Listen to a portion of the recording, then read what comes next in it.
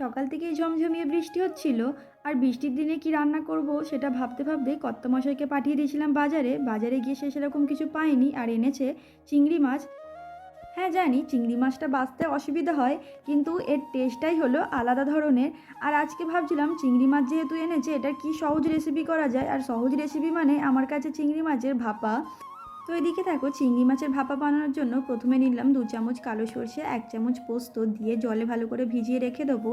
তো তারপর এদিকে দেখো ওটা ভেজানো হয়ে যাওয়ার পর কিছুক্ষণ পরে আমি শিলপাটায় নিয়ে নিয়েছি, দিলাম লবণ হলুদ আর দিয়েছি কাঁচা লঙ্কা, দিয়ে এটাকে খুব ভালো করে বেটে নেবো। তোমরা চাইলে মিক্সারেও বেটে নিতে পারো। লবণ হলুদটা দিয়েছি কারণ সর্ষেটা যাতে তেতো না হয়।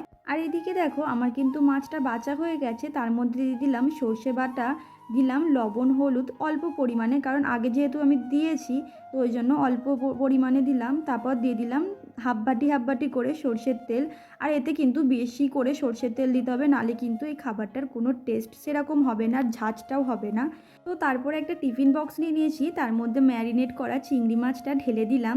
দেওয়ার পর ওতে দিয়ে দেবো একটু ধনেপাতা, কাঁচা লঙ্কা আর সর্ষের তেল।